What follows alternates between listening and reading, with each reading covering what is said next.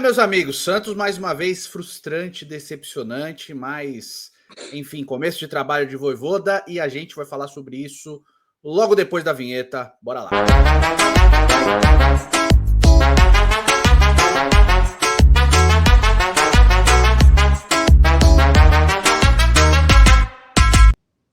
Fala, seus peixão, beleza? Bem-vindos a mais um vídeo, mais um dia de tristeza, nada que a gente não esteja acostumado, mas você tá falando, quem é este ser humano que está do seu lado, o que ele tá fazendo, quem é esse caba, né? Depois de 60 tentativas de conexão, ele está aqui sentado por tudo.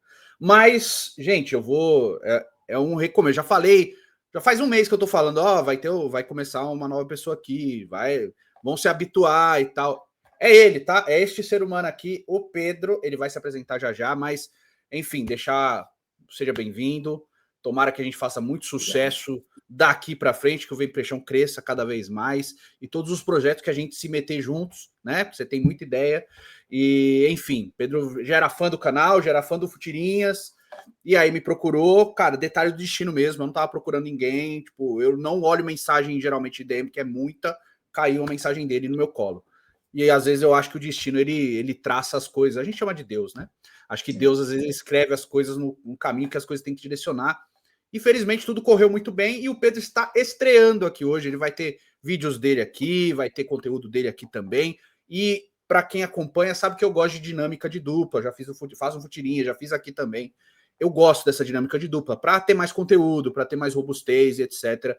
Então, Pedro, seja bem-vindo, se apresenta aí, vamos falar desse jogo, mas depois você tem o canal livre para fazer o seu conteúdo aqui e espero que as pessoas aceitem e te abracem também para você ser um pouco feliz dentro desse canal, embora seja um canal de tristeza e angústia. Né?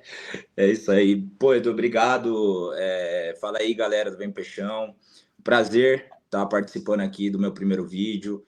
Estou muito feliz com essa oportunidade, estou muito feliz em trabalhar com um profissional como o Edu. Já externei um pouco para ele da minha admiração, né, dele como profissional, acompanho já há um bom tempo, né, desde o canal do Futirinhas, e surgiu essa oportunidade, né, e fico muito feliz de estar embarcando nesse novo projeto com o Edu. A gente está bastante otimista, né, com o futuro do canal, com as ideias que a gente está tendo, tá? E novamente fico feliz aqui de estar fazendo esse primeiro pós-jogo com vocês, tá bom? Bom, galera, como o Edu já comentou, meu nome é Pedro Henrique, tá? Mas vocês podem me chamar de PH. Depois a gente vai deixar as redes sociais aí para vocês, tá? Eu vou fazer um breve resumo, tá, de mim, mas depois, se vocês quiserem, eu vou gravar um novo vídeo para que vocês possam me conhecer um pouco melhor, um pouco mais da minha história e como eu vim parar aqui. E até essa questão do destino, né, Edu?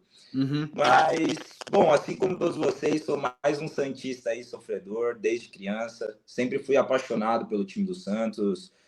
Meu pai me passou essa tradição. E sempre tive um sonho muito grande em poder virtuar aí a minha vida, uma fase dela voltada para o esporte, principalmente para o Santos Futebol Clube. E como o Edu disse, parece que às vezes é destino, né? Foi a pessoa certa, a marca certa, no momento certo para mim como profissional também, que atuo como empresário no segmento da construção civil, e surgiu essa oportunidade de trabalhar nesse novo projeto com o Edu. Mas é isso, agora vamos falar do Peixão, né, Edu? Porque, infelizmente. Puta merda. Infelizmente. A gente depois dá uma olhada no seu microfone aí, que ele tá dando uma oscilação de voz aí para você. A imagem tá boa, mas o microfone tá oscilando, tá? Dá uma olhada aí. Você não tava com a lapela? Depois de uma leve instabilidade no som, porque a fera aqui não manja muito ainda das coisas, deixou o microfone fora. Mas ele vai se acostumar, calma, né? Inclusive tá arranhando ainda. Mexe aí, põe do lado. Isso. E depois de mais 10 minutos de instabilidade, eu pausei o vídeo. Você percebeu que teve uma pausa aqui, ó. Caiu a energia do cabo, acabou, o celular tá podre. O cabo quer trabalhar nisso e não tá totalmente fora ainda. Mas depois eu vou dar um curso para ele, né? De novo, né? Por favor. Mas vamos falar sobre a vitória do Santos, tá? Da vitória, ó. Um empate frustrante do Santos quase foi vitória, porque eu acabei de ver um gol do Palmeiras aqui na clássica, aqui no derby. Mas vamos falar sobre essa partida, que eu acho que é uma estreia que a gente pode tirar mais pontos positivos com relação ao Vojvoda do que pontos negativos. Os pontos negativos são os mesmos de sempre, lerdeza, transição muito lenta, um time pesadíssimo que a gente pode ir falando, mas vamos começar do começo, né? Mano, o que você achou da escalação? Você concordou? Eu já vou de antemão que eu não gostei da escalação, não gostei da saída do Bom Tempo, não gostei da saída do Souza, tá? Também. Não achei legal esse tipo de coisa. Entendi a escalação do Cabadeiro para dar mais velocidade, mas entre ele e o Barreal não tem nem comparação de um jogador com o outro. O Barreal é melhor que o Guilherme e é melhor do que o Cabalheiro, tá? Mas, enfim, deixa sua opinião aí, a gente vai conversando sobre. Perfeito. Edu, eu concordo contigo. Primeiro, a escalação, eu acho que ele talvez tenha pecado um pouco em tirar o Barreal do time titular, querendo ou não. Era o jogador do Santos que mais vinha tentando, criando chances, as poucas chances que o Santos vem criando no campeonato, ele sempre estava envolvido, vinha fazendo seus gols, né? E acho justo, acho legal a tentativa do Vojvoda em colocar o Cabalheiro, mas eu acho que talvez na posição de origem dele, ainda mais depois de tudo que o Guilherme passou essa última semana, ele poderia ter ficado no banco, colocado o Cabalheiro na posição de origem, né, na ponta esquerda, e ter deixado o Barreal na ponta direita. E nem que mantesse o Cabalheiro na direita e o Barreal na esquerda, né? Quanto à questão do Souza, concordo parcialmente, eu gosto também do Escobar, eu acho que ele passa um pouco mais de segurança defensiva, mas é nítido também que o time perde muito na parte ofensiva, né? O Escobar tem essa dificuldade em fazer a tabela, em chegar no ataque, criar chances de perigo para o Santos, né? De forma geral, eu acho que o Vojvoda já mostrou um certo conhecimento do time e uma certa seriedade também com a escalação que ele fez, mesmo que não tenha sido a ideal, né? E cara, eu fico um pouco aliviado, passa um pinguinho de esperança para a gente, em ver já no Santos uma postura um pouco diferente, né? Você vê no primeiro tempo, embora o Fluminense tenha conseguido ali dominar a maior parte das ações do jogo, né? O meio-campo do Fluminense foi muito bem, conseguiu cadenciar o jogo. O Santos conseguiu passar o primeiro tempo com um domínio maior do Fluminense, sem tomar grandes sustos. Eu acho que isso já passa um pouco mais de segurança para nós como torcedor, de não ver aquela bagunça na defesa, né? De parecer que os jogadores não fazem ideia o que eles estão fazendo dentro do campo. Eu acho que o time, os jogadores como um todo, já entendiam um pouco melhor as funções, né, deles no campo e qual é a ideia do treinador, né? Uhum. E já no segundo tempo, eu acho que o Santos conseguiu já dar lampejos do que o Vojvoda pode acrescentar, né? É um cara pé no chão, você viu até pelas substituições, embora não tenha sido as ideais, não inventou muito também, né? O time, no segundo tempo, conseguiu ter um pouco mais ali de domínio, conseguiu reverter as finalizações, né? Teve mais finalizações que o Fluminense, teve 2 chances perigosas ali com o Roheiser, mas é claro, muito abaixo do que a gente espera, né? Ainda mais depois dos últimos anos todos, 15 técnicos aí, né? Que se passaram pelo Santos nos últimos anos. Não é o que a gente quer ver ainda, mas eu vejo com bons olhos. O Losetti, eu vi as 2 transmissões, né, para tentar pegar atenção em tudo que tá falando. O Losetti, ele falou um dado bem interessante. Ele falou: enquanto o Vojvoda disputou 309 jogos pelo Fortaleza, o Santos teve 14 treinadores com menos de 300 jogos somados. Exatamente. Só para sem contar os interinos, né? Presuntinho, César Sampaio e etc. Então, é bem... Mas isso também deixa escancarado a diferença de consistência de trabalho do que o clube oferece, porque o Santos é um clube sem direcionamento para treinador, é um clube completamente perdido. Então, assim, o Vojvoda, talvez hoje, eles sejam assim, realmente, beleza, a torcida abraçou o cara, tanto que ele foi aplaudido, né? A torcida abraçou o cara, por quê? Porque ele é verdadeiramente um treinador, diferente dos outros que vieram ao Santos aí nos últimos tempos, que sempre é contrário ao que a torcida pede. O Vojvoda, pelo menos, é um técnico. Então, a gente tem que se abraçar num fio de esperança, como você disse, justamente por causa disso. Porque ele é um treinador. Óbvio, eu não gostei de muitas coisas que ele fez hoje. Na escalação. Eu acho que, assim, eu entendo quem gosta do Escobar. Eu não desgosto dele, mas a diferença técnica entre ele e o Souza, assim, é abissal. O Souza é muito mais jogador que o Escobar. E tanto defensivamente também, porque, assim, o Souza virou o vilão do 6-0.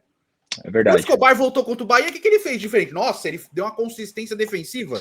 Não, se o Bahia tivesse apertado, ele poderia ter feito mais de 2. Poderia, tranquilamente. Porque, assim, não é o Souza, não é o Escobar, é o sistema. O Souza é muito mais jogador individualmente do que o Escobar. Ele oferece muito mais ultrapassagem, ele tem muito melhor passe, visão de jogo, domínio de bola, cruzamento. O Escobar deu um cruzamento no primeiro tempo, que eu fiquei com a mão no rosto. Falei, puta merda, cara. Sozinho ele jogou a bola para trás do gol, velho. Assim, tem coisas que, na minha cabeça, até mais assim, eu nunca fui jogador, mas uma coisa que eu tinha convicção quando eu treinava, que eu quase fui, passe é primordial, você dominar o básico. E o Escobar ele não tem esse domínio, sabe? Tudo bem, voluntarioso, esforçado, beleza, mas entre ele e o Souza tem uma diferença muito grande.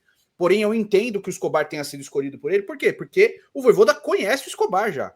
Só que lembrando, o Escobar o Vojvoda abriu mão dele no Fortaleza para fechar com o Felipe Jonathan.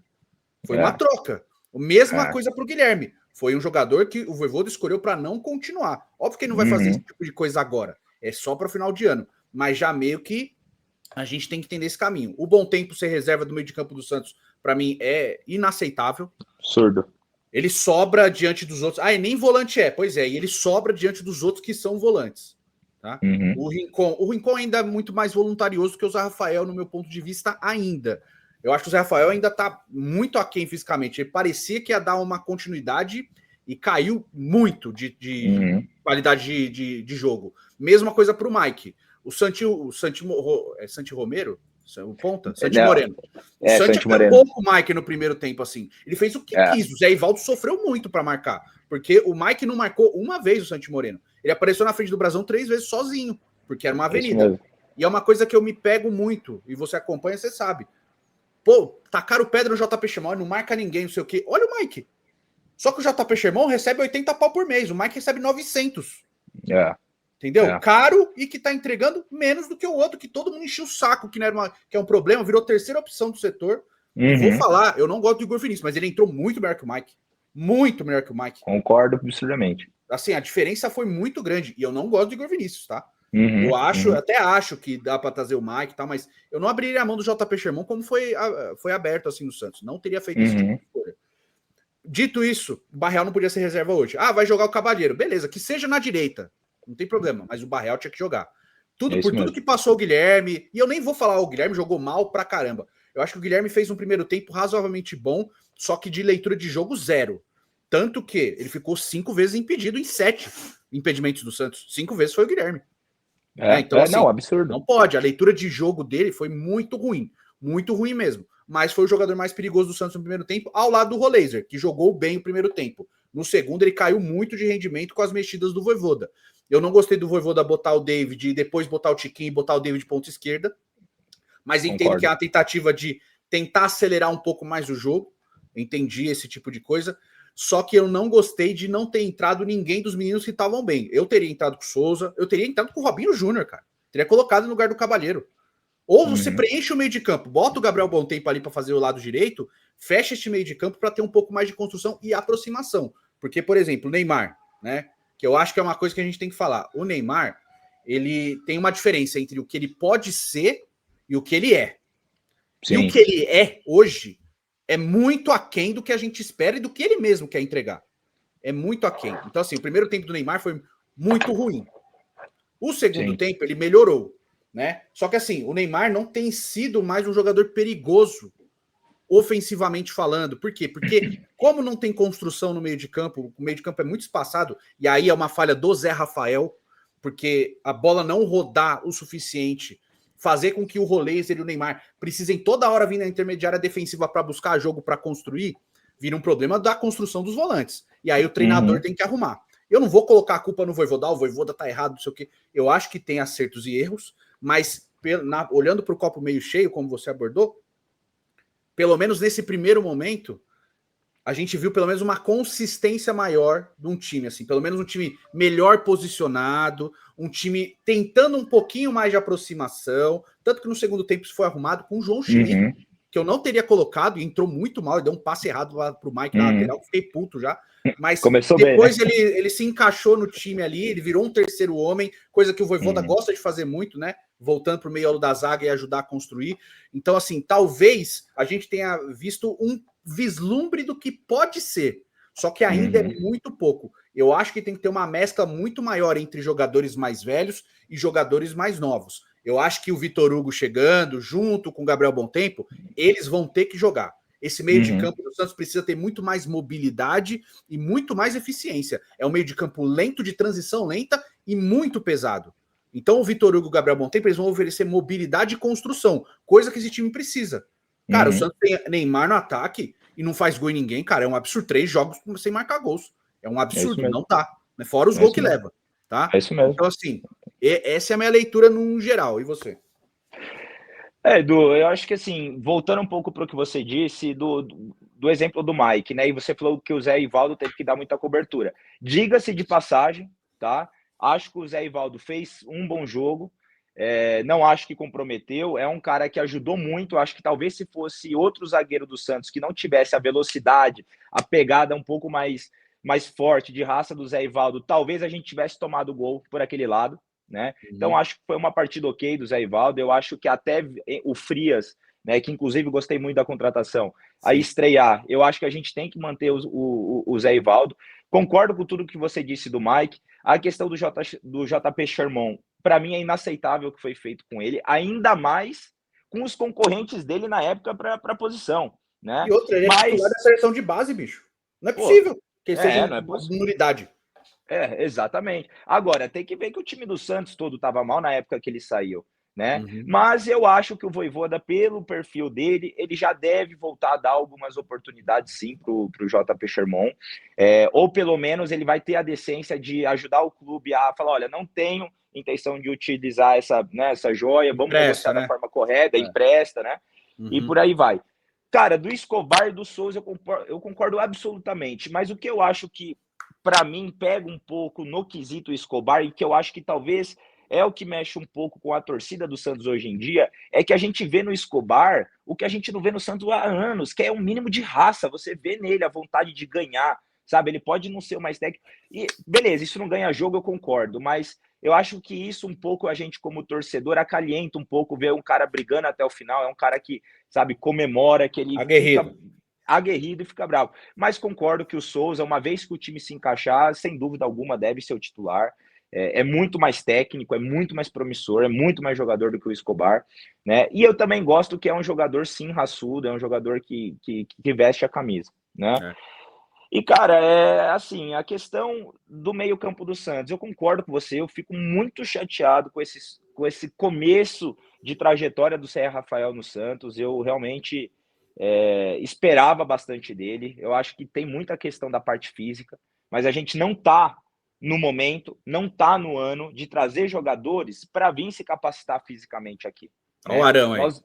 Olha o Arão aí. Olha o próprio Neymar, o trabalho todo que teve que ser feito em cima do Neymar, né? E aí você tem Zé Rafael também recuperando, né, a capacidade física. Para mim não faz sentido isso, né? Aí você pega o Bontempo, que é um moleque que está jogando muito bem, dá dinamismo para o meio-campo do Santos, faz essa transição. Já está pronto. Já está pronto, exatamente. Faz essa transição do meio-campo para a defesa. É o que você falou. O Neymar, ele fica no ataque. Primeiro que eu não gosto. Eu acho que hoje, fisicamente, como o Neymar está, ele tem mesmo que jogar no meio de campo. Eu não acho que ele ainda tem condições físicas de jogar como um falso 9 ou de jogar um jogo inteiro aberto pela ponta esquerda ou pela meia esquerda. E o Neymar, quando ele fica no ataque, é nítido esse problema de lentidão e de falta de aproximação do Santos, porque ele sai, né? O time do Santos, quando vai atacar, os pontas não conseguem dar profundidade, opção para o time sair jogando. E quando dão, são péssimas as decisões que eles tomam. Ou eles tropeçam na bola, ou eles tentam um passe afobado, leva para a linha de fundo e não dá em nada. Por quê? Falta justamente essa transição rápida, falta essa aproximação, e não é com o Zé Rafael, não é com o Rincon, não é com o Schmidt, talvez um pouco mais ainda ali que o Rincon na questão de saída de bola, mas não é com esses meio-campistas que a gente vai. Concordo com você, o caminho tá pelo Bontempo, E quem diz que ele tem dificuldade de marcação, eu discordo. É um cara que corre o jogo inteiro, tá em todo lugar o tempo todo, tem uma noção ali de defender, de desarmar, é um cara que dá dinamismo. E me agrada a vinda do Vitor Hugo. Eu acho que é o tipo de meio-campo que a gente estava precisando. Um cara que tem uma boa base defensiva, mas tem aquela visão de jogo, aquela capacidade de sair jogando, de achar um passe diferenciado e de tabelar com o Neymar. É desesperador. Edu, eu fiquei desesperado hoje. A hora que o Guilherme pegou a bola da ponta esquerda, ele faz aquilo de sempre, para a bola, né? Faz aquele gingado que ninguém cai no gingado dele, e o Neymar passando, e ele prefere voltar a bola para trás do que tocar no melhor jogador do time, que tá mais à frente, indo em direção ao gol, e o Neymar ele simplesmente vira e fala: impossível, não tem como, sabe? O time não quer jogar para frente, o time não quer procurar o gol. Então, assim... O final do jogo mostrou muito isso, você percebeu? O time precisa, pô, meu irmão, tem que ganhar, chuta a bola pra área, se vira. Não, vou tocar a bola aqui pra trás, acabou o jogo. Porra, bicho. Falei, não é possível, os caras tinham senso de urgência. Tipo, cadê o senso de urgência? Tá 0x0, mano. É desesperador. Beleza, não levou gol, mas tá 0x0 em casa. O Santos ganhou o Fluminense faz 4 anos, bicho. Pô. 4 anos, cara. E eu acho engraçado assim, né, Edu? Aí vem o nosso presidente aí, né, falar que agora todos os mandos do Santos vai ser na Vila Belmiro por conta da tradição, da aura de jogar na Vila Belmiro. E aí tá o primeiro jogo que a gente tem... Exatamente. Esse ano o brasileiro tá uma merda, Vila Belmiro. Tá, a gente não consegue ser dominante em casa. O pessoal vem na Vila Belmiro, é como se fosse jogar em qualquer estádio hoje. Essa é a grande verdade. E isso é desesperador para nós que somos santistas, que vimos, né, o Santos, de 2011 principalmente, 2012 ali, você ia na Vila Belmiro, você sentia um ar diferenciado, você sentia que os adversários tinham medo de pisar ali dentro, que respeitavam a instituição. Eu sou um pouco mais velho. Mesmo na merda, anos 90, que foi um período difícil, alguns anos ali, 96, 97, 98, vai lá, ganhou o São Paulo, ganhou a Comebol e tal, mas assim, 92, 93, eu lembro. Meu irmão, eu ia jogar na Vila, por mais que o time fosse fraco, era desesperador pro adversário.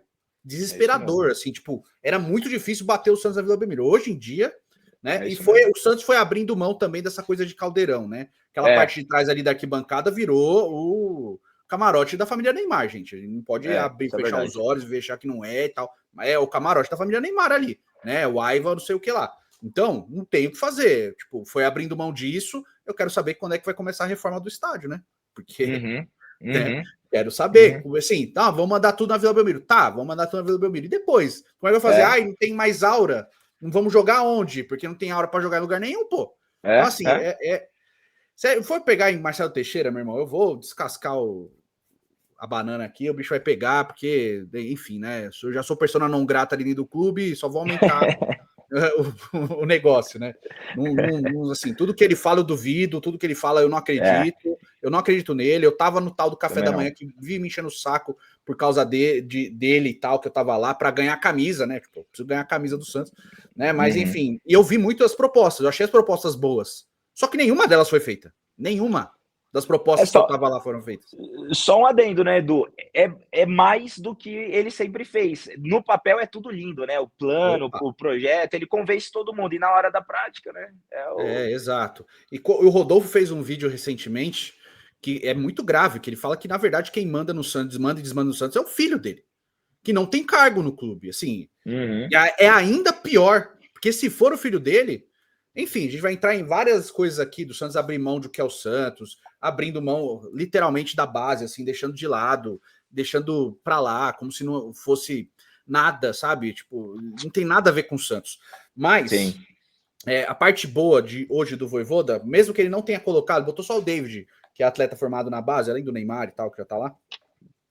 Ele levou muitos meninos pro banco, né? Ele levou o João Ananias pro banco, o zagueiro, levou o Souza, o Rian, o Bom Tempo e o Robinho Júnior.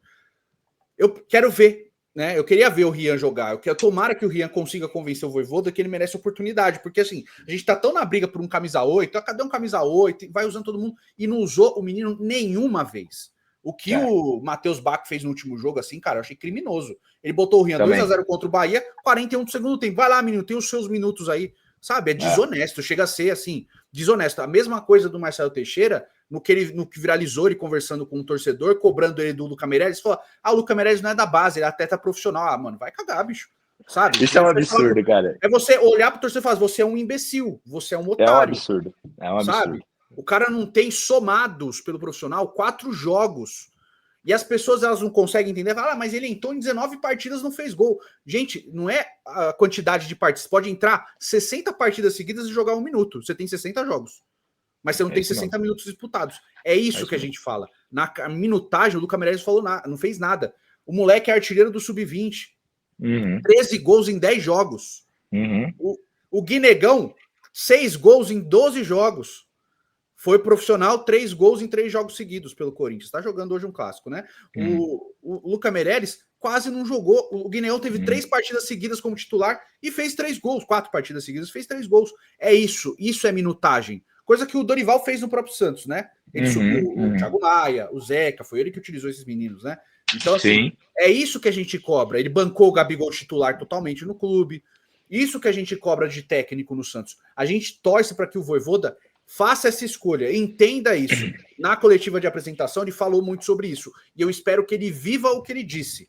Não seja só uma promessa vazia, como tantos treinadores que vieram ao Santos fizeram, né? Todos eles falaram de base. O Xavier, o Lisca falou de base, todos eles falaram de base. Mas ninguém botou na prática o que precisava ser feito. Por quê? Porque não tem tamanho para bancar. Falando, não, eu quero usar isso aqui. Nossa, o Zé Rafael vai ficar de biquinho porque é banco. Não importa. Você vai ficar de biquinho porque o Gabriel Bontempo é banco? O problema é do atleta, que ele tem que correr atrás de recuperar a posição dele. É isso. Sem dúvida. E no Santos a gente deixou de fazer isso. O Santos continua num ciclo vicioso de abrir mão das suas próprias coisas, da sua própria história, da sua própria convicção, para ficar fazendo outras coisas que não tem nada a ver com o Santos. Por isso que a gente pega tanto no pé, por isso que eu encho o saco, por isso que eu martelo, por isso que eu respondo hater, por isso que tudo. Porque o cara não entende o que o Santos é. O Santos é isso, o Santos é a base, como o Vojvoda disse na apresentação. Ele é a base, ele precisa daquilo. Não só para, óbvio, que eu prefiro que o cara nunca saia. O cara chega, joga, para mim tá tudo certo. Não vai sair, não vai render na Europa. Eu tô cagando, eu quero que ele jogue com o meu time, né? É isso porque mesmo. eu até falo, não sei se você concorda, mas há uma subversão hoje disso. O cara, ele estoura no Brasil tal, aí vai para a Europa, ele tem que fazer sucesso lá. Para o cara daqui se validado de, ele é bom. Você acha que me importa isso? Nossa, o Neymar não rendeu na Europa. Eu quero que você dane a Europa, eu quero que ele jogue no meu time. Se ele jogou no meu time, para mim tá tudo certo. É isso que eu quero ver. O cara tem que render com o meu time, ele tem que ser ídolo do meu time. Ou você acha que o flamenguista se incomodou do Gabigol não ter rendido na Europa? Ele quer que o cara jogue pelo time dele. Nossa, e usou muito bem ele, né? Na Europa. Né? Exato, o Arrascaeta não foi para a Europa. Que merda. Nossa, ele ganhou 2 Libertadores pelo meu time. Eu quero que a Europa se dane. E a gente vive isso. Não, o Rodrigo que é bom. Tá bom, o Rodrigo tá no Real Madrid. O que isso faz diferença pro Santos? Nada. Ele tem que jogar aqui. Ele tem que fazer diferença aqui. Então eu espero que, por mais que eu repita isso várias vezes, as pessoas passem a entender que isso é a realidade. Dane-se se o cara rendeu na Europa ou não. Ele tem que render com a camisa do nosso time. Então eu quero ver o Bontempo jogando, o Ria jogando, o Souza jogando, o Robinho Júnior jogando, o Matheus Xavier jogando. Queria ver o Luca Meireles jogando, não vou ver mais, né? Infelizmente. Mandou até mensagem para ele, respondeu, agradeceu, falou que queria ter jogado, não queria ter ido embora, tá? Foi vendido sem querer ter sido vendido. Ele me falou. Então, assim, o Santos está abrindo mão de si, tá? Continua com essa afirmação. Mas, voltando para o jogo, eu acho que o segundo tempo foi um pouco melhor. Eu acho que teve um pouco mais de domínio por parte do Santos. O Vojvoda leu um pouco melhor o jogo. Não gostei que ele não botou mais meninos ali para dar uma velocidade maior. Eu acho que o jogo pedia mais velocidade. O Fluminense, por mais que tivesse sofrendo no segundo tempo, estava até sem ser incomodado demais. O Fábio não trabalhou muito, só no lance do Roleiser e tal. Assim, você tem que exigir um goleiro de alto nível como o Fábio para ele trabalhar. E foi um jogo, no geral, por mais que a gente tenha coisas positivas para tirar disso, no geral foi um jogo ruim. Um jogo fraco, tecnicamente. Um jogo ruim dos dois times, tá? Foi só o Santos ou só o Fluminense. Mas também a gente tem que entrar no pormenor de 2 lances muito importantes. Eu acho que foi pênalti do Guga no Neymar. Também acho. E acho que não estava impedido o lance no Guerra. 3 lances. Porque o Thiago Santos tinha que ser expulso no pisão que ele dá no Neymar. Também acho. Sem querer também é para expulsão. Também acho. A gente não tem que. Não teve intenção. Intenção é uma coisa. A força aplicada no lance é outra. Ele pode ter sido sem intenção de machucar. Eu concordo que ele não foi. Mas ele fez uma falta violenta. É para vermelho, mesmo. Bicho. É para recomendação e para vermelho. Não é isso que vai falar, o Santos não ganhou por causa disso. Mas acho que foi pênalti do Guga no Neymar, porque ele chuta o Neymar, ele não pega a bola, ele pega o Neymar, né? Mas não tava com o lance dominado, não importa, é falta. E acho que o lance do Tiquinho não estava impedido, não. Acho que a linha foi traçada no momento errado. Porém, a imagem do outro lado dá a sensação que o Tiquinho realmente estava à frente. Só que eu não tenho o frame certo do lance. Então, eu não vou falar, olha, roubaram, não sei o quê, porque eu não gosto desse tipo de discurso, né? Fica à vontade, mano. Falei bastante. Então, Edu, não, eu concordo com você. Para mim, acho que assim, esses 3 lances demonstram um pouco de tudo que vem acontecendo com o Santos, né?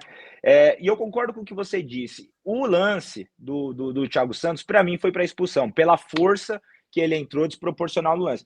Não quer dizer, por ter sido um pisão, que nem o lance no Gabriel Brazão, que também acho que foi até pior, só que foi outro tipo de lance, não teve. Foi impacto de mais velocidade. Tá. Exatamente, eles dividiram ali a bola, né? E jogaram. Beleza, concordo. Mas do Thiago Santos, não, eu acho que foi sim para vermelho. Eu acho que ele vem numa força desproporcional no lance, né? Independente de ter sido sem querer ou não. O do Tiquinho, realmente, eu fiquei em dúvida e eu não sei por que não analisam mais, não mostram mais para o torcedor que está ali do outro lado, né? As outras linhas, os outros ângulos, para a gente também ter essa convicção do não impedimento ou não, né?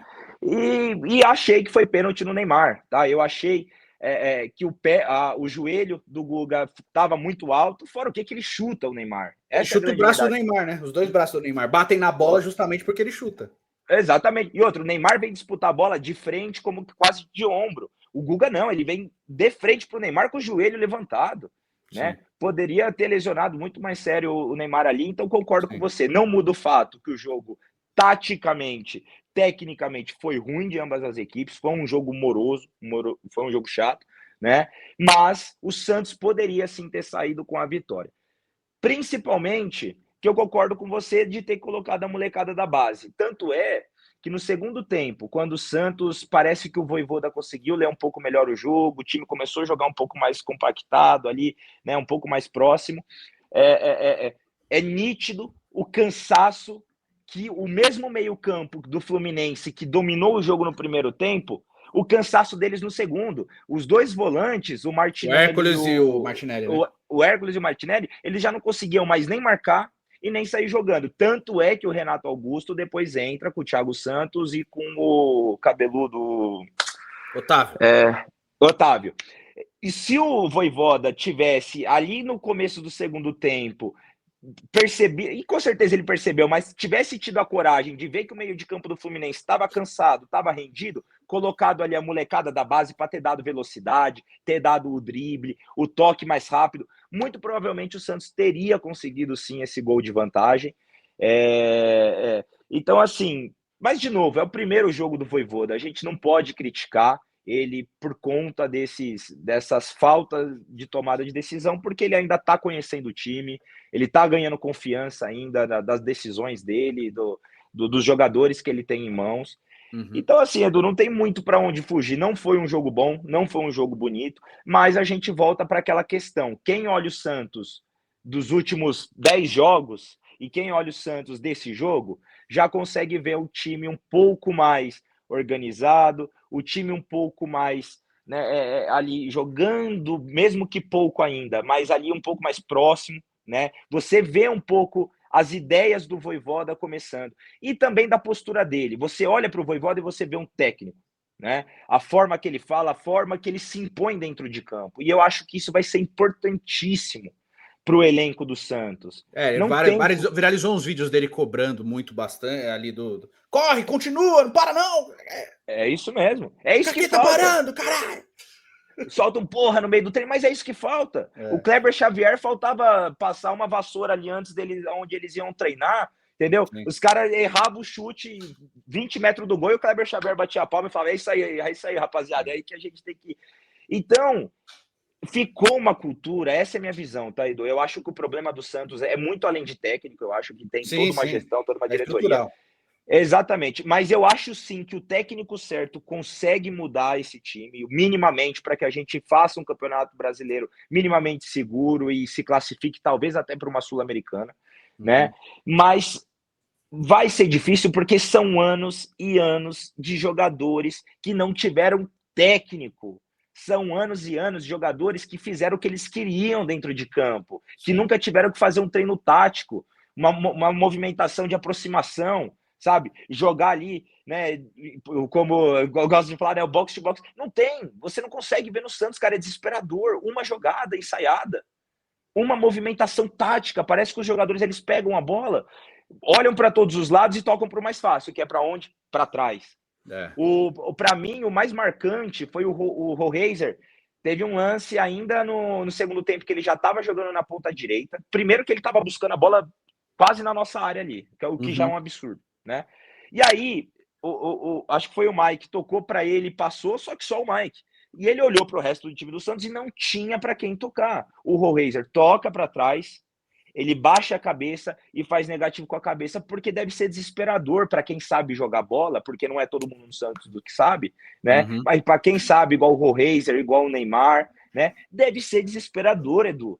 Você olhar para o lado e você não vê uma opção. E quando você toca, o cara não consegue fazer uma tabela contigo, não consegue, sabe, criar uma jogada. Então, assim, mas eu acho que o Vojvoda, sim, se ele tiver a postura correta, e esse é meu único medo, mas pelo pouco que eu vi do Vojvoda, eu acho que ele vai ter uma postura mais imperativa um pouco, de peitar um pouco mais as estrelas do clube, de peitar um pouco mais a diretoria do clube, né? Por exemplo, para mim não seria ruim a vinda do Sampaoli, porque eu acho que ele era o choque de gestão que precisava dentro do clube. Sim, eu falei bastante. Eu acho que o pau ia quebrar, mas eu acho que isso ia ser bom. O Vojvoda, eu não acho que ele tem esse perfil como o do Sampaoli, mas também não acho que ele é passivo igual o Kleber Xavier. Não, eu acho que ele é um cara que vai conseguir dar o tom certo e vai ter a postura certa e não vai ser ceder igual o Sampaoli se cedia. Então, eu tenho gostado sim, tô otimista. É lógico, fica essa insegurança na gente, porque foram tantas frustrações, né, de tantos técnicos e tantos O Santos tá começando o ano em agosto, velho. Dia 31 de agosto começou o ano do Santos, cara. Olha o projeto do Marcelo Teixeira aí, de 2025. Pois a reconstrução, bicho. Pois é. É o que eu falei, o cara fala, reconstrução, escambau, fez um monte de coisa e tal. Pô, não pintou o muro, bicho. Um ano sem pintar o muro, cara. Agora, sobre o Neymar, você falou aí, eu não sei, você é mais novo do que eu, tá? Você é bem mais novo do que eu. Mas... Você também não é tão velho, vai, calma. Não, mas você tem 16 anos a menos, né? Então, eu não sei se você lembra, mas só que você vai lembrar. O Neymar tem que jogar numa zona que chama segundo atacante. Quem que faz segundo atacante hoje? O Memphis, no Corinthians. O Vitor Roque, no Palmeiras, está jogando de segundo atacante agora. E finalmente começou a funcionar. É isso. O que o segundo atacante faz? Ele é um armador, ele é o último armador, só que ele é o primeiro finalizador. Então, assim, é um cara... Quem que é consagrado como segundo atacante na carreira? Del Piero, Totti, Bebeto, são todos... O Edmundo, são todos, num geral, segundos atacantes. Uma posição que meio que foi morrendo pro futebol, foram largando e tal. E a Europa resgatou de novo, e aí os brasileiros falaram, olha, dá para jogar 4-4-2 de novo e tal, como se fosse um absurdo. Olha, inventaram a roda. Foi o que o Jorge Jesus fez no Flamengo de 19, né? 4-4-2, cara. 3-5-2, dois atacantes. Rivaldo e Ronaldo na seleção brasileira em 2002, com 3-5-2. Então, assim, o Neymar tem que jogar nessa parte do campo. Por quê? Porque o segundo atacante, ele não vai lá na defesa buscar a bola, ele joga da intermediária para frente. Ele não é o criador de jogadas, ele é um dos criadores, né? Ele vai ter um meia criando jogos para ele, lances para ele, mas ele não vai ser propriamente o grande armador do time, então você vai ter uma aproximação do meia armador, então você pode ter uma proximidade maior e você tem uma construção maior de jogo e um poder de finalização maior, porque o Santos joga com aquele cara no meio ali. O Neymar hoje foi isso, ele foi centroavante, né?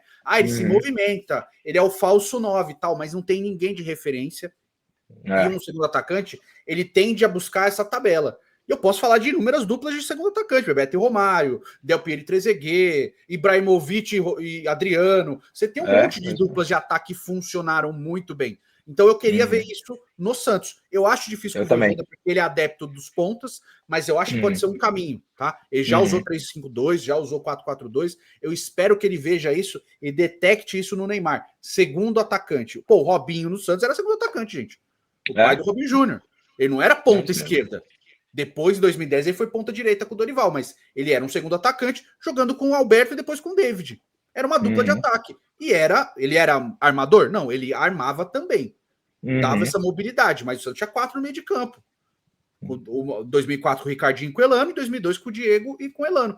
E funcionou muito bem. O Elano, sendo um meia, marcava do lado direito. A gente precisa ter ponto o tempo inteiro. A gente pode ter armação, os alas do meio de campo auxiliando os laterais. Os laterais podem fazer ultrapassagem até a linha de fundo.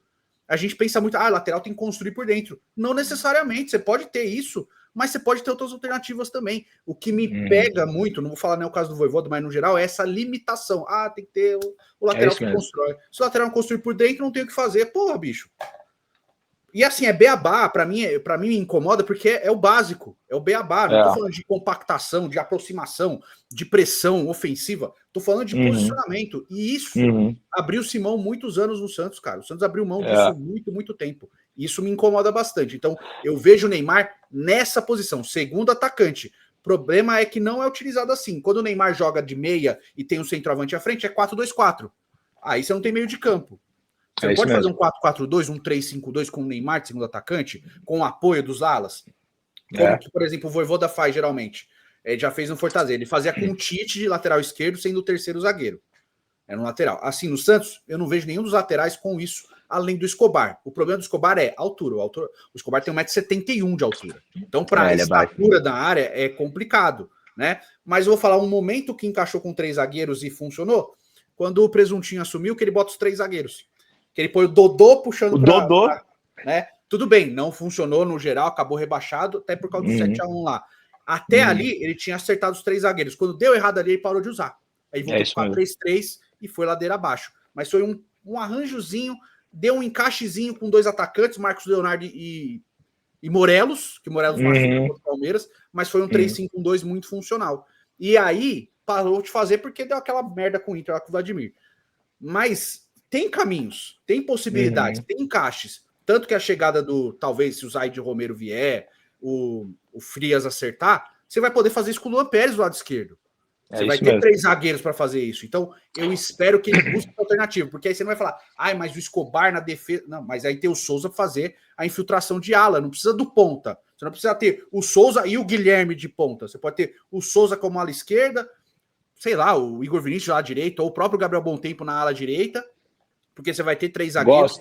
E tem o meio de campo mais robusto com o Neymar de segundo atacante. É isso. Mas assim, tem caminho, cara. Eu já falei várias vezes, tem campinho aqui, o caramba, tem caminho. É só o Voivoda, por exemplo, olhar muito para essa possibilidade. Eu acho que o caminho é por aí. O VH falou isso no Ademir Quintino também, eu concordo bastante. E outra coisa, o time do Santos é um time de modelo que deveria ser de associação, que é o quê?